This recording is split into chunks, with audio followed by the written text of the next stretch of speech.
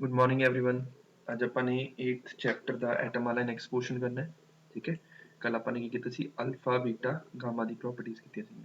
ਤੇ ਅਲਫਾ ਕੀ ਹੁੰਦਾ ਆਪਣੇ ਕੋਲ? ਅਲਫਾ ਹੁੰਦਾ ਨਿਊਕਲੀਅਸ ਆਫ ਹੀਲੀਅਮ ਐਟਮ।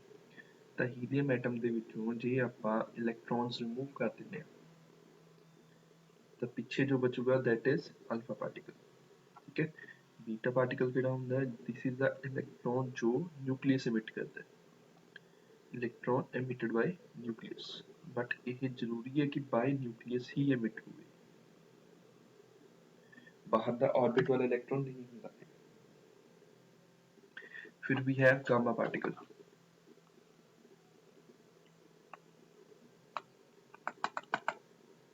ਇਹਨੂੰ ਕੀ ਹੋ ਗਿਆ ਹੁਣ?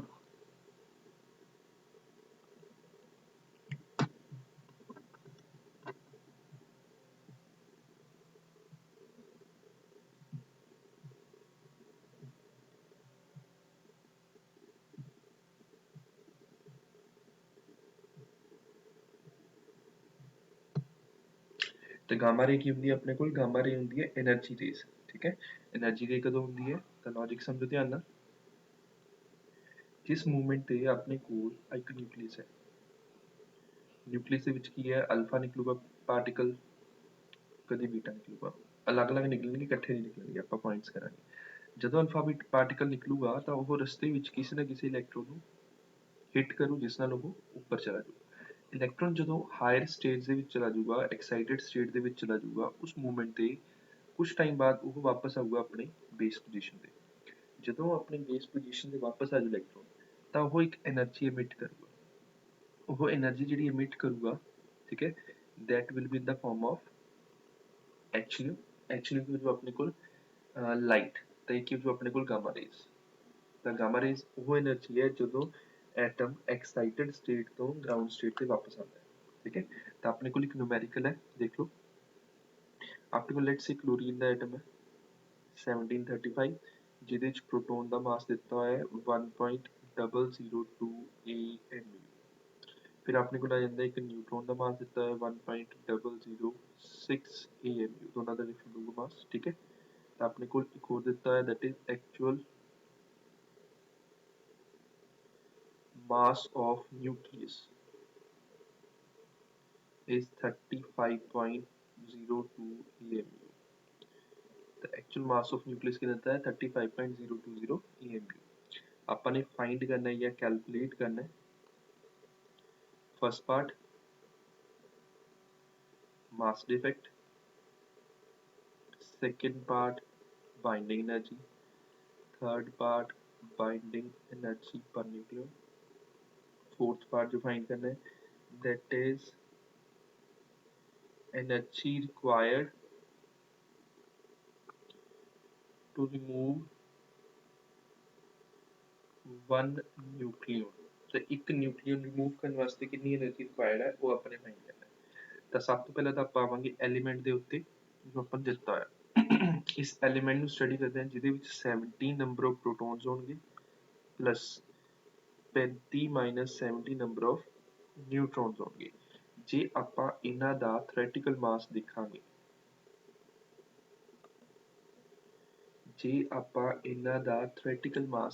ਤਾਂ ਜੋ ਆਪਣੇ ਕੋਲ 17 time mass of proton that is 1.002 plus 35 ਚੋਂ 17 ਚੱਕੇ 18 time mass of neutron 1.006। ਤੇ ਜੇ ਇਸ ਦੇ ਵਿੱਚੋਂ ਆਪਾਂ ਮਾਈਨਸ ਕਰ ਦਿੰਦੇ ਹਾਂ ਐਕਚੁਅਲ ਮਾਸ ਨੂੰ, तो अपने को आ जाऊगा मास डिफेक्ट। तो इस चो आप माइनस करते हैं 35.020, तो अपने को डेल्टा m सॉल्व करके आ जाओ, कैलकुलेटर चेक करो, that comes out to be 0.122 AMU।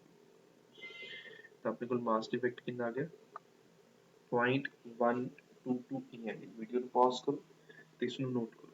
ਠੀਕ ਹੈ, ਤਾਂ ਆਪਾਂ ਨੂੰ ਸਟੇਟਮੈਂਟ ਗਿਵਨ ਹੈ, ਸਟੇਟਮੈਂਟ ਦੇ ਅਕੋਰਡਿੰਗ ਆਪਾਂ ਨੇ ਉਸ ਨੂੰ ਦੇਖੇ ਨੇ।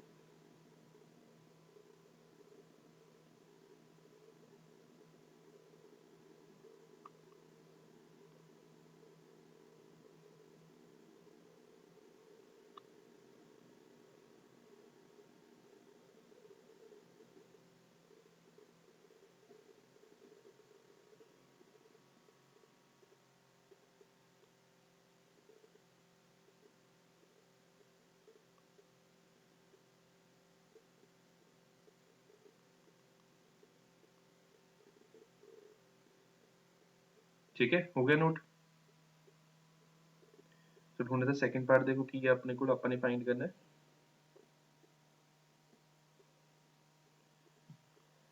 ਸੈਕੰਡ ਪਾਰਟ ਕੀ ਹੋਊਗਾ, ਬਾਈਂਡਿੰਗ એનર્ਜੀ। ਹੁਣ ਆਪਾਂ ਨੇ ਕੀਤਾ ਸੀਗਾ ਕਿ 1 AMU ਦੇ ਕੋਰਸਪੋਂਡਿੰਗ ਕਿੰਨੀ એનર્ਜੀ ਨਿਕਲਦੀ ਹੈ।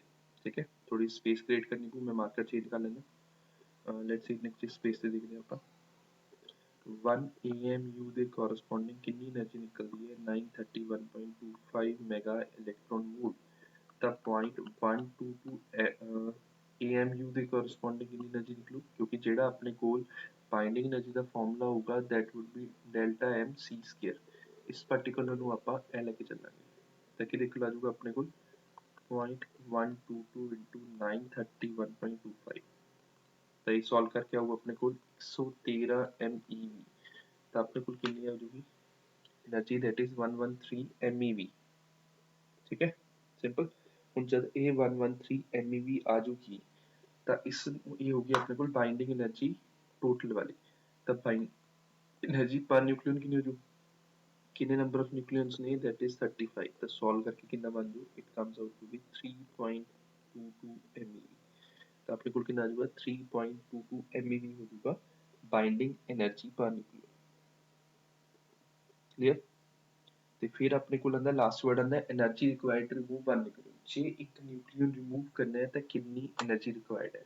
ਤਾਂ ਬਾਈ ਡੈਫੀਨੇਸ਼ਨ ਬਾਈਂਡਿੰਗ એનર્ਜੀ ਪਰ ਨਿਊਕਲੀਅਨ ਹੀ ਇਹੀ ਹੁੰਦੀ ਹੈ ਕਿ ਇੱਕ ਨਿਊਕਲੀਅਨ ਨੂੰ ਰਿਮੂਵ ਕਰਨ ਵਾਸਤੇ ਕਿੰਨੀ એનર્ਜੀ ਚਾਹੀਦੀ ਹੈ, that is 3.22 MeV। ਤਾਂ ਇਹ ਆਪਣੇ ਕੋਲ ਆਨਸਰਸ ਆ ਗਏ। ਠੀਕ ਹੈ, ਤਾਂ ਵੀਡੀਓ ਨੂੰ ਪੌਜ਼ ਕਰੋ, ਆਰਾਮ ਨਾਲ ਦੇਖੋ, ਸਮਝੋ, ਸਿੰਪਲ ਕੁਐਸਚਨ ਹੈ, ਕੋਈ ਔਖਾ ਹੈ ਨਹੀਂ, ਇਹ ਈਜ਼ੀ ਹੈ, ਕੋਈ ਡਿਫਿਕਲਟ ਨਹੀਂ ਹੈ ਇਸ 'ਚ। ਠੀਕ ਹੈ, ਮੈਂ ਬਾਰ ਬਾਰ ਕਹਿ ਰਿਹਾ ਵੀਡੀਓ ਨੂੰ ਪੌਜ਼ ਕਰੋ। ਹੁਣ ਮੈਂ ਇਸ ਨੂੰ ਰਿਮੂਵ ਕਰ ਰਿਹਾ ਸਾਰੀ ਸਟੇਟਮੈਂਟ ਨੂੰ। ਤਾਂ ਨੈਕਸਟ ਆਪਣੇ ਕੋਲ ਹੈਡਿੰਗ ਬਣੂਗੀ, ਨੈਕਸਟ ਹੈਡਿੰਗ ਵੀ ਹੈ laws of radioactivity।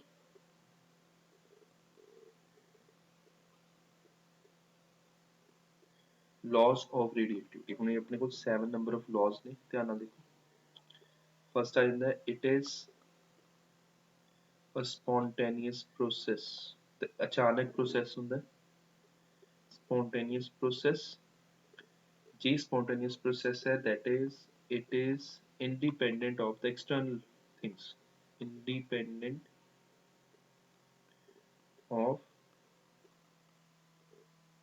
external factors like pressure, temperatures, etc। ਤਾਂ ਬਾਹਰਲੇ ਸਿਸਟਮ ਤੋਂ ਵੀ ਇਹ ਇੰਡੀਪੈਂਡੈਂਟ ਹੈ। ਫਸਟ ਪੁਆਇੰਟ ਇਹ ਆਉਂਦਾ।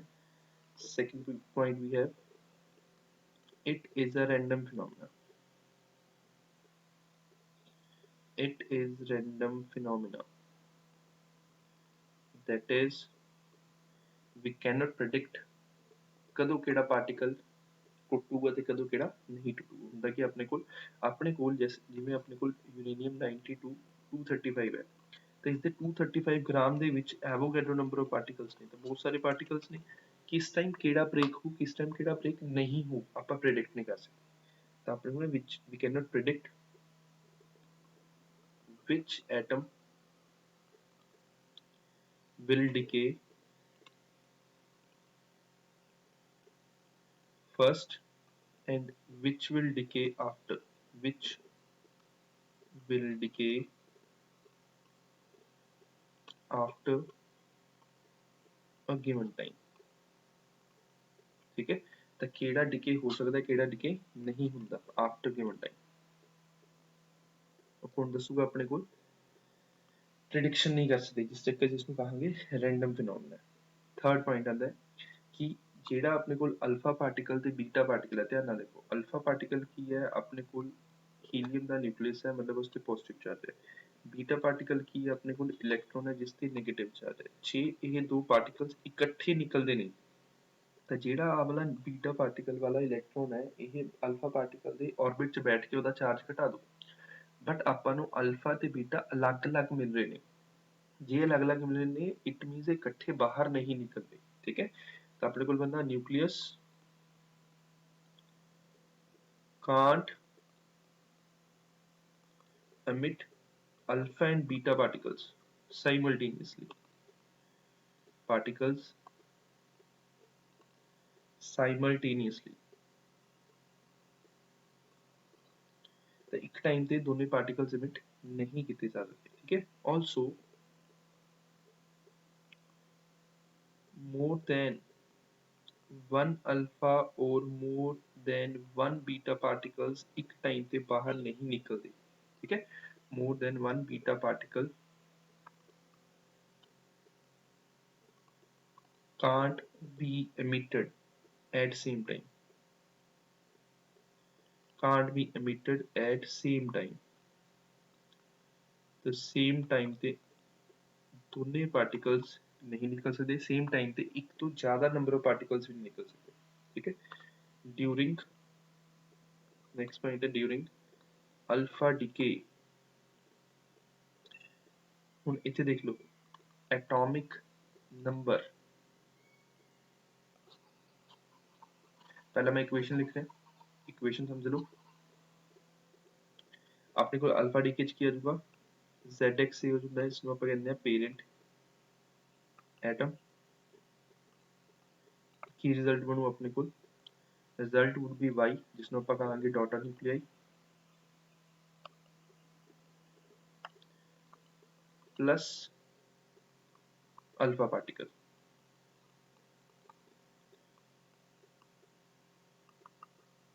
ठीक है। तो अपने को मास नंबर किमें डिक्रीज कर जू 4 ਤੇ, क्योंकि 4 ਤਾਂ ਆਪਣੇ ਕੋਲ ਪਹਿਲਾਂ ਹੀ ਕੱਢ ਲਿਆ, 4 ਤੇ ਨਿਕਲਿਆ ਹੈ, ਤਾਂ ਕਿਸ ਚੋਂ ਡਿਕਰੀਜ਼ ਹੋ A ਚੋਂ, ਤਾਂ एटॉमिक नंबर 2 ਤੇ ਡਿਕਰੀਜ਼ ਹੋ ਜਾਊਗਾ। ਤਾਂ ਆਪਣੇ ਕੋਲ स्टेटमेंट भी यही है equation, atomic number decreases by 2 and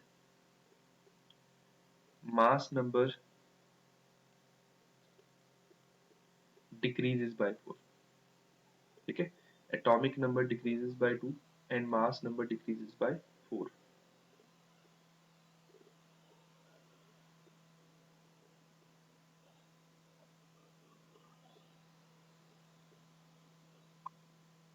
simple. तो फिर अपने को आ जाता है एक पॉइंट आ जाता है जे अपने को बीटा पार्टिकल इमिशन होगी, तो इक्वेशन देखो ZX से तो Y बनूगा प्लस बीटा पार्टिकल आ बन गया। तो मास नंबर तो चेंज ही नहीं किया, ठीक है। एटॉमिक नंबर कितना कर गया +1। ਹੁਣ ਆਹ Z+1 -1 के देख लो जी, Z देख लो जी, तो जो लेफ्ट साइड पे है टोटली वही राइट साइड पे होगी। तो this is called parent nuclei, this is called daughter nuclei, this is called beta particle. Simple. तो आप आगे लिखांगे during beta decay mass number change नहीं कर रहे, A-0, mass number remains same but atomic number increases by 1। atomic number increases by 1, तो atomic number की कर चुका एक नंबर तो increase कर चुका,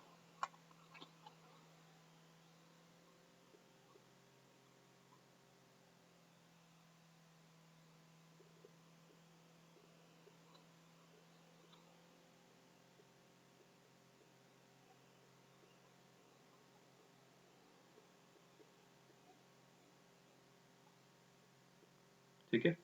सिंपल। तो अपने को लगा फिफ्थ पॉइंट हो गया। सिक्स पॉइंट हो जो गामा वाला दਸਿਆ ਸੀ। गामा वाला ਕੀ ਹੁੰਦਾ ਹੈ, जिस मूवमेंट ਤੇ अल्फा ਤੇ बीटा बाहर निकलता है तो एटम ਕੀ ਹੋ ਜਾਂਦਾ ਹੈ, एक्साइटेड स्टेट ਚ ਆ ਜਾਂਦਾ ਹੈ। जब एटम एक्साइटेड स्टेट ਚ ਆ ਜਾਂਦਾ ਹੈ ਤਾਂ ਉਹ एक्साइटेड स्टेट ਤੋਂ ਵਾਪਸ ਆਉਂਦਾ ਹੈ ਨੈਚੁਰਲ ਸਟੇਟ ਦੇ ਵਿੱਚ, ਜਿਸ ਨੂੰ ਆਪਾਂ ਗਰਾਊਂਡ ਸਟੇਟ ਵੀ ਕਹਿੰਦੇ ਆ। ਤਾਂ ਉਸ ਮੂਵਮੈਂਟ ਤੇ ਜਿਹੜੀ એનર્ਜੀ ਐਮਿਟ ਕਰਦਾ ਹੈ ਉਹ ਕੀ ਹੁੰਦੀ ਹੈ ਆਪਣੇ ਕੋਲ गामा रेज ਹੁੰਦੀ ਹੈ, ਤੇ ਵਾਪਸ ਕਿਸ ਚ ਆ ਜਾਂਦਾ ਹੈ, ਇਹ ਆ ਜਾਂਦਾ ਹੈ ਗਰਾਊਂਡ ਸਟੇਟ ਤੇ, ठीक है। तो अपने को गामा रेज के एमिशन के नाल कोई मास या एटॉमिक नंबर चेंज नहीं होता। तो अपने को बनू during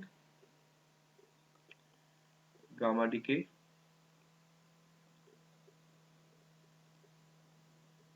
atomic number and mass number does not change या रिमेन सेम इक्वल है ऑफ न्यूक्लियस रिमेन सेम, ठीक है। तो बन XZA एक्साइटेड स्टेट वाला कि कन्वर्ट होया XZA प्लस गामा रेज, ये है एक्साइटेड स्टेट, ये है ground state.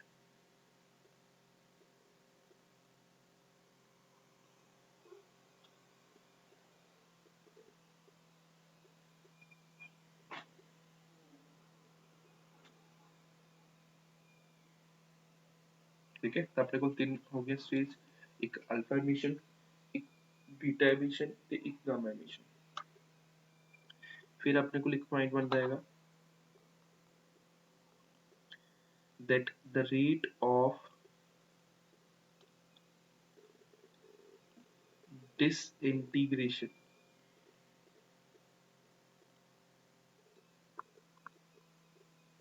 is directly proportional to the rate of disintegration is directly proportional to number of atoms present at that instant. That is minus dn by dt is proportional to n। ਤਾਂ actual ਚ ਕੀ ਹੁੰਦਾ ਹੈ ਕਿ ਜਿਵੇਂ ਜਿਵੇਂ atoms ਟੁੱਟਦੇ ਜਾਂਦੇ ਨੇ ਉਵੇਂ ਉਵੇਂ ਆਪਣੇ ਕੋਲ ਉਹਦੀ ਸਪੀਡ ਘਟਦੀ ਜਾਂਦੀ ਹੈ। ਇਹਦੀ ਐਗਜ਼ਾਮਪਲ ਸਮਝੋ, ਲੈਟਸ ਸੇ ਆਪਣੇ ਕੋਲ ਇੱਕ ਟੈਂਕੀ ਹੈ ਪਾਣੀ ਦੀ ਟੈਂਕੀ ਜਦ ਕੰਪਲੀਟਲੀ ਫਿਲ ਹੈ ਤਾਂ ਉਸ ਤੇ ਇੱਕ ਆਪਣੇ ਕੋਲ ਟੈਪ ਲੱਗੀ ਹੋਈ ਹੈ ਤੇ ਇੱਕ ਟੈਪ ਦੀ ਜਿਹੜੀ ਪਾਣੀ ਬਾਹਰ ਆਊਗਾ ਉਹਦੀ ਸਪੀਡ ਜ਼ਿਆਦਾ ਹੋਊਗੀ। ਜਿਵੇਂ ਜਿਵੇਂ ਪਾਣੀ ਦੀ ਟੈਂਕੀ ਘਟਦੀ ਜਾਊਗੀ ਉਵੇਂ ਉਵੇਂ ਉਹਦੀ ਸਪੀਡ ਘਟਦੀ ਜਾਊ। ਸਿਮਿਲਰ ਇਹੀ ਹੈ, n ਕੀ ਹੈ number of atoms at that instant present at that instant। ਇਹਦਾ ਮਤਲਬ ਹੈ ਕਿ ਜਿਵੇਂ ਜਿਵੇਂ ਆਪਣੇ ਕੋਲ disintegrate ਹੁੰਦੇ ਜਾਣਗੇ ਨਿਊਕਲੀਆਈ ਉਵੇਂ ਉਵੇਂ ਕੁਆਂਟੀਟੀ ਘਟੂਗੀ। ਕਾਮਨ ਸੈਂਸ ਹੈ, ਕੁਆਂਟੀਟੀ ਘਟੂਗੀ ਪ੍ਰੈਜ਼ੈਂਟ ਨਿਊਕਲੀਆਈ ਦੀ ਤਾਂ ਉਹਦੇ ਨਾਲ ਉਸਦੀ ਸਪੀਡ ਵੀ ਘਟੂਗੀ, ਟੁੱਟਣ ਦੀ ਸਪੀਡ। dn by dt ਕੀ ਹੈ ਆਪਣੇ ਕੋਲ speed of breaking down of nucleus. ਠੀਕ ਹੈ, ब्रेकिंग करके की बनता है अल्फा बीटा गामा ਨੂੰ एमिट करता है। अल्फा बीटा गामा जो है इकट्ठे एमिट नहीं होंगे, अलग अलग एमिट होंगे ने ਤੇ ਨਾ ਹੀ ਇਹ ਕੁਆਂਟੀਟੀ ਚ ਐਮਿਟ ਹੋ ਸਕਦੇ, ਇੱਕ ਟਾਈਮ ਤੇ ਇੱਕ ਹੀ ਅਲਫਾ ਬੀਟਾ ਐਮਿਟ ਹੋ ਸਕਦਾ ਹੈ ਤੇ ਹਰੇਕ ਅਲਫਾ ਨਾਲ ਇੱਕ ਗਾਮਾ ਹੁੰਦਾ, ਹਰੇਕ ਬੀਟਾ ਨਾਲ ਇੱਕ ਗਾਮਾ ਹੁੰਦਾ ਹੈ। ਠੀਕ ਹੈ, ਗਾਮਾ ਕੀ ਸਿਰਫ एनर्जी ਰਹੀ ਹੈ। सिंपल नोट कर लो, पॉज करके चाहे कर लो। Then we have derive the relation n is equal to n naught e raised power minus lambda t। Important article, simple है, कोई औखा नहीं है। देख लो, लेट एन नोट अपने को इनिशियल नंबर ऑफ एटम्स है एन नॉट। ठीक है, एन क्यू जो number of atoms left after time t. The time t ਦੇ ਬਾਅਦ ਕਿੰਨੇ ਨੰਬਰ ਆਫ ਐਟम्स ਨਿਊਕਲੀਅਸ ਬਚਣਗੇ, that is n। ठीक है ना, by definition minus d N by d t किधे प्रोपोर्शनल है, एन दे प्रोपोर्शनल है। ठीक है, तो इतने नेगेटिव साइन क्यों शो कर रहे हैं कि जिमें जिमें टैंकी खाली होंदी जूगी पानी की स्पीड घटती जूगी, जिमें जिमें डिसइंटीग्रेशन होंदी जूगी उसकी टुटण की स्पीड घटती जूगी, that is represented by negative sign. The negative sign indicates that the rate of disintegration, the rate of disintegration decreases with time। the rate of disintegration क्यों हो रहा है, डिक्रीज कर रहा है विद टाइम। ठीक है, तो minus d N by d t किहदे इक्वल लवांगे आपां इस इक्वेशन तो लैम्डा एन दे। लैम्डा क्यों, जो अपने को डिसइंटीग्रेशन कांस्टेंट,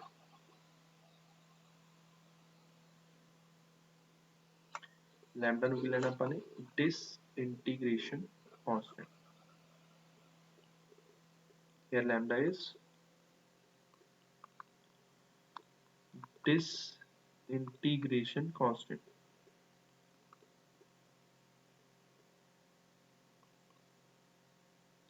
तो अपने को dn बाय n रह is equal to minus lambda dt आ फिर करेंगे इंटीग्रेट बोथ साइड्स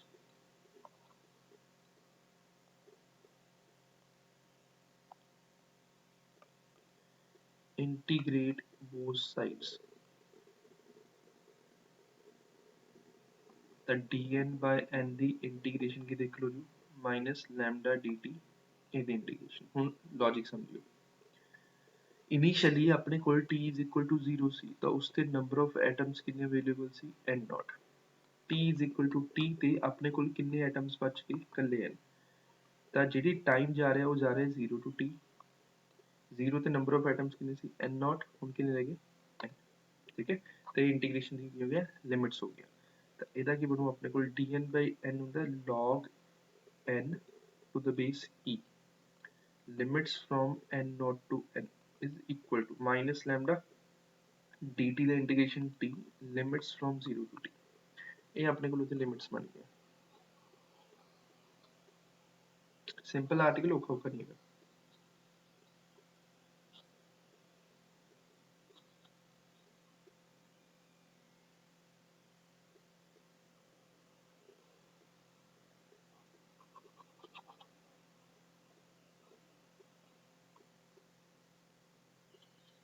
ਤਾਂ ਆਪਣੇ ਕੋਲ log n to the base e limits from n naught to n is equal to minus lambda t minus 0 ठीक है तो ਇਹਦੇ ਚ ਪੁੱਟ ਕਰਦੇ ਆ ਇਹ ਬਣ ਜਾਊ ਆਪਣੇ ਕੋਲ log n ਪਹਿਲਾਂ ਅਪਰ ਲਿਮਿਟ ਪੁੱਟ ਕਰੀ माइनस log n naught फिर लोअर लिमिट पुट करी किहदे इक्वल है माइनस लैम्डा टी दे ये बन जू log n by n naught is equal to minus lambda T log दी इधर चला गया तो ये बन जू n by n naught is equal to e raise power minus lambda t तो n के इक्वल बन जू n naught e raise power minus lambda t ये अपने को बन गई इक्वेशन जो प्रूव करनी सी हेंस प्रूव्ड ठीक है तो इक्वेशन की है कि कुछ टाइम बाद t टाइम बाद किन्ने नंबर ऑफ पार्टिकल्स किन्ने नंबर ऑफ न्यूक्लियस अपने कोल रिमेनिंग बचणगे अनडिकेड अनडिकेड ਜਿਹੜੇ ਟੁੱਟੇ ਨਹੀਂ ਜਿਹੜਾ ਟੈਂਕੀ ਚ ਪਾਣੀ ਬਚਿਆ ਹੈ ਜਿਸ ਨੂੰ ਆਪਾਂ ਇਹਦਾ ਫਾਰਮੈਟ ਕਹਿ ਸਕਦੇ ਹਾਂ ਠੀਕ ਹੈ ਉਸ ਤੋਂ ਬਾਅਦ ਇਹਦੀ ਕੰਟੀਨਿਊਟੀ ਚੱਲੂਗਾ ਚਾਹੇ ਪਿਛਲੇ ਵਾਲਾ ਵੀਡੀਓ ਪੌਜ਼ ਕਰਕੇ ਤੁਸੀਂ ਹੌਲੀ ਹੌਲੀ ਨੋਟ ਕਰ ਲਓ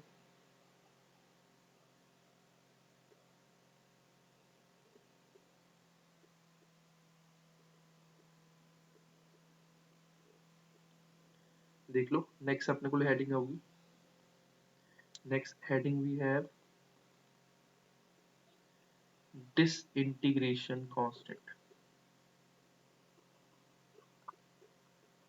symbol is lambda तो lambda ਨੂੰ डिफाइन करना है तो एक बार समझ लो स्टेटमेंट की है बाय डेफिनेशन n के इक्वल है n not e raise power minus lambda t ठीक है at lambda is equal to 1 by t ਜਦੋਂ लैम्डा ਦੀ ਵੈਲਿਊ ਨੂੰ 1 by t ਪੁੱਟ ਕੀਤਾ ਤੇ n ਕਿੰਨਾ ਬਣ ਜੂ ਆਪਣੇ ਕੋਲ n naught e raised power minus 1 by t into t ਨਾਲ t cancel ਤੇ ਬਣ ਜੂ n naught by e ਤੇ n ਕਿਹਦੇ ਕੋਲ ਆ ਗਿਆ n naught by e ਮਤਲਬ ਕਿ ਆਪਣੇ ਕੋਲ ਜਿਸ ਟਾਈਮ ਦੇ ਇਨਵਰਸ ਤੇ n naught by e ਬਣ ਜੂ 1 by e times ਬਣ ਜੂ ਉਸ ਨੂੰ ਆਪਾਂ ਕਹਾਂਗੇ lambda disintegration constant the statement ਬਣੂ disintegration constant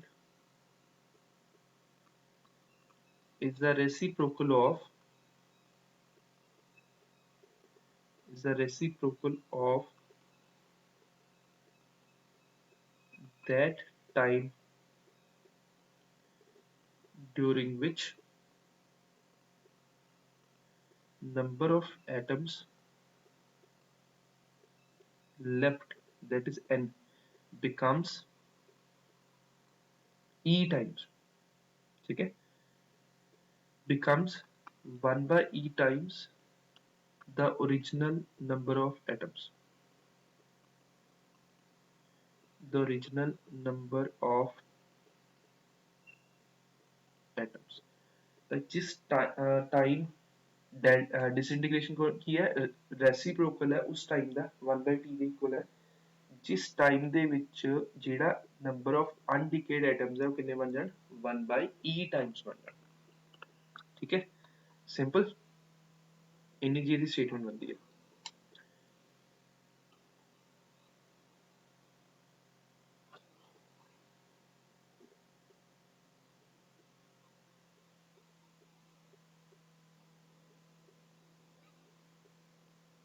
ਨੈਕਸਟ ਬੰਦਾ ਆਪਣੇ ਕੋਲ ਹਾਫ ਲਾਈਫ ਪੀਰੀਅਡ ਜਿਸਨੂੰ ਆਪਾਂ ਰਿਪਰੈਜ਼ੈਂਟ ਕਰਾਂਗੇ ਟੀ ਹਾਫ ਨਾਲ ਤਾਂ ਹਾਫ ਲਾਈਫ ਪੀਰੀਅਡ ਕੀ ਹੋਊਗਾ ਟੀ ਹਾਫ ਠੀਕ ਹੈ जिस टाइम बाद ਜਿਹੜੇ ਨੰਬਰ ਆਫ ਅਨਡਿਕੇਡ ਆਈਟਮਸ ਆ 50% ਰਹਿ ਜਾਣ ਉਹਨਾਂ ਨੂੰ ਕੀ ਕਹਾਂਗੇ ਹਾਫ ਲਾਈਫ ਪੀਰੀਅਡ ਤਾਂ ਬਣੂ ਦਾ time after which 50% of the atoms of the nucleus of the atoms left undecayed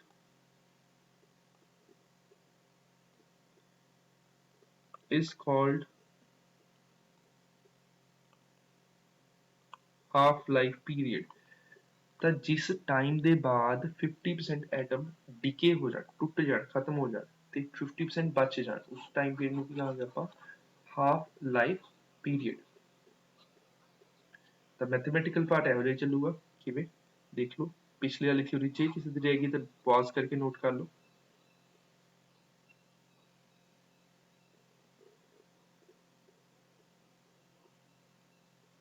देख लो बाय डेफिनेशन अपने को फॉर्मूला है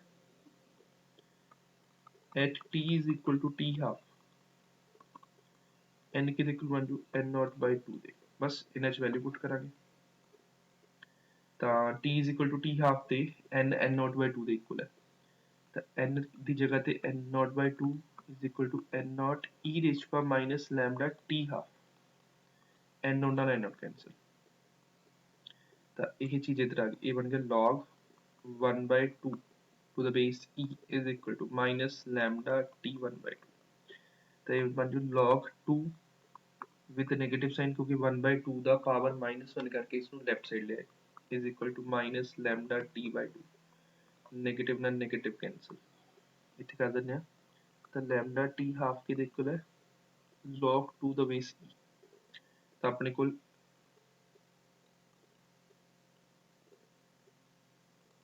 टी हाफ के इक्वल बन जाऊगा ये हो जाऊगा log 2 by lambda log 2 कितना है 0.693 by lambda तो टी हाफ कितना बन गया 0.693 by lambda तो इस टाइम ड्यूरेशन ਦੇ ਬਾਅਦ ਆਪਣੇ ਕੋਲ ਜਿਹੜੇ ਨਿਊਕਲੀਅਸ ਜਾਂ ਐਟਮਸ ਬਚਣਗੇ ਉਹ 50% ਬਚਣਗੇ ओरिजिनल ਦੇ ਕੰਪੈਰੀਜ਼ਨ ਦੇ ਵਿੱਚ ਠੀਕ ਹੈ ਤਾਂ 50% ਬਚਣਗੇ ओरिजिनल ਦੇ ਕੰਪੈਰੀਜ਼ਨ ਦੇ ਵਿੱਚ ਇਸ ਟਾਈਮ ਦੇ ਬਾਅਦ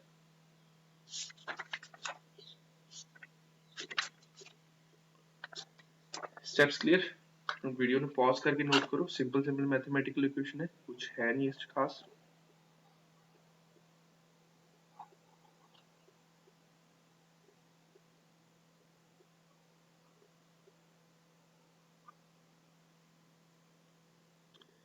तो नेक्स्ट अपने को कुछ बनने फॉर्मूलाज आही फॉर्मूलाज ने देख लो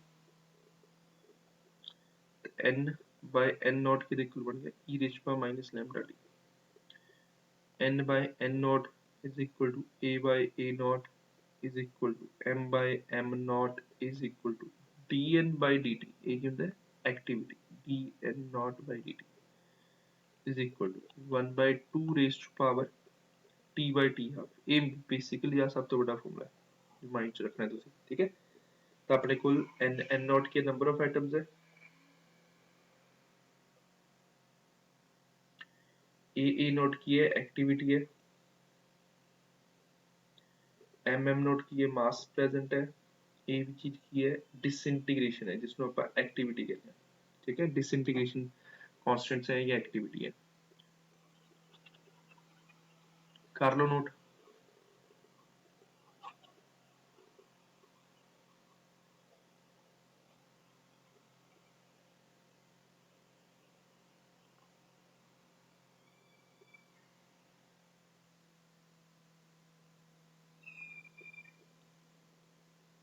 तो हम क्वेश्चन है फिर वेले कर देने 200 gram of radioactive material is taken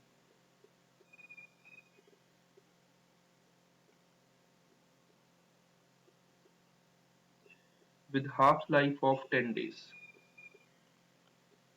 ठीक है? After 40 days,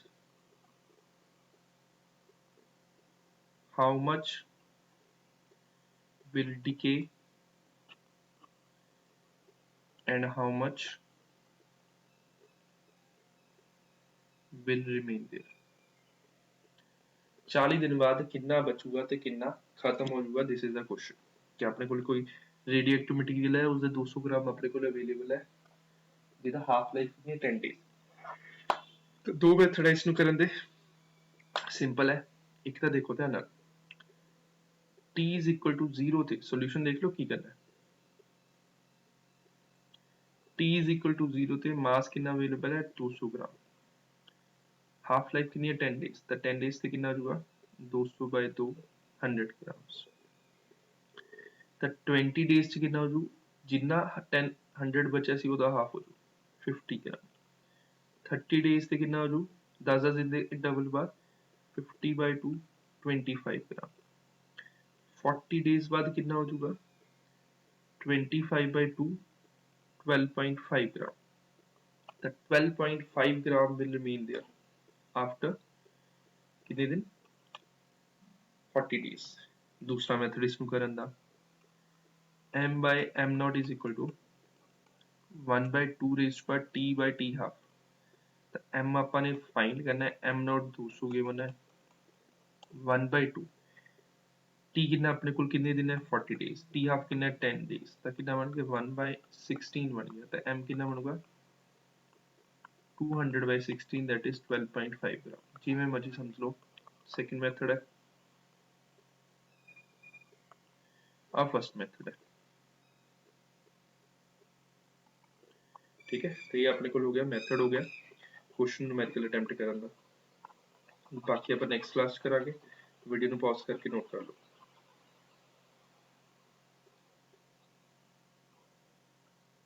ठीक है, होप सो इस तरह कोई कंफ्यूजन नहीं होनी चाहिए, सिंपल सिंपल थ्योरी है, कोई रॉकेट साइंस नहीं है। तो दोबारा कह रहे हैं वीडियो ਨੂੰ पॉज करो ते नोट करो, सिंपल वर्किंग है, कोई डिफिकल्टी नहीं आनी चाहिए।